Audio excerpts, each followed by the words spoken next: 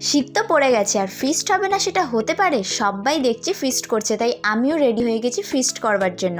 হ্যাঁ, তো সমস্ত বাজার হয়ে গেছে, সেটা করেছিল ঝুম্পাদি আর ওর হাজব্যান্ড। অনেক কাজের আমাদের নতুন জামাইবাবু। তো ও বসে গেছে প্রথমেই পেঁয়াজ ছাড়াতে, আর পেঁয়াজ ছাড়িয়ে আমার তো পুরো চোখ দিয়ে জল বেরিয়ে গিয়েছিল। হঠাৎই এই ফিস্টের প্ল্যানটা হয়েছিল, কারণ ওরা এসেছিল 2-3 দিনের জন্য, আর আমি ডিসাইড করেছিলাম এটা করবার জন্য। তারপরে সবাই রাজি হয়ে গেছিলো। আমরা প্রথমেই ডিসাইড করেছিলাম যে আমরা গ্যাসে রান্না করব না, তাই আমাদের আগে থেকেই কাঠ কাটা ছিল। কাঠে রান্না করার মজাই আলাদা। বর বউ দুজনে মিলে রান্নায় লেগে পড়েছে, ভাবতে পারছো? যা রান্না হচ্ছে না জোরদার। মাংসটা দুর্দান্ত খেতে হয়েছিল। আর একে আমি ভালোবাসবো না, এটা হতে পারে? অনেক দিন বাদে এসছে, অনেক বলে বলে, আবার কবে আসবে তার নেই ঠিক। আমার সব থেকে কাছের বন্ধু, তাই একটু গালটাকে টিপে বেশ করে মজা করে নিচ্ছিলাম। আর কাঠের আগুনটা এত সুন্দর জ্বলছিল যে ওখানে আর ঠান্ডাই লাগছিল না, পুরো গরম মনে হচ্ছিল চারিধারটা।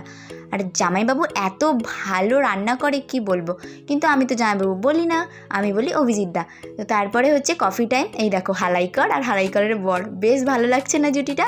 তারপরে চলে আসে আমাদের পিকনিকের থার্ড মেম্বার, মানে থার্ড ফ্যামিলি। আমরা 3টে পরিবার মিলে মানে ফিস্টটা করেছিলাম। তো এখানে এদের মজা তো শেষই হচ্ছে না, দুজনে প্রচণ্ড নাচানাচি করছিল। সবথেকে বেশি মজা ওরাই করছিল, সত্যি কথা বলতে কি।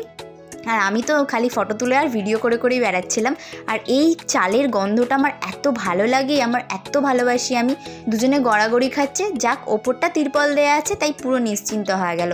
তোমরা কে কে এই শীতে ফিস্ট করছো সেটা কিন্তু কমেন্ট করে তাড়াতাড়ি বলো। আর ফিস্টের আইটেমটাও কমেন্ট করতে একদম ভুলো না।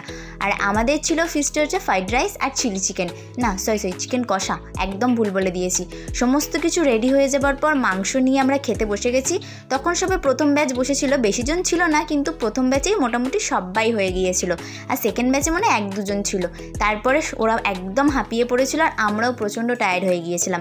এই ফিস্টে সব থেকে বেশি খেটেছে ঝুম্পাদি আর ওর হাজব্যান্ড, আর আমি হচ্ছি ওদের সহকর্মী ছিলাম। তো আজকের ব্লগটা এই পর্যন্তই। ভালো থেকো, সুস্থ থেকো, দেখা হবে নেক্সট ব্লগ ভিডিওতে। সাবস্ক্রাইব করতে একদম ভুলো না। তবে টেক কেয়ার।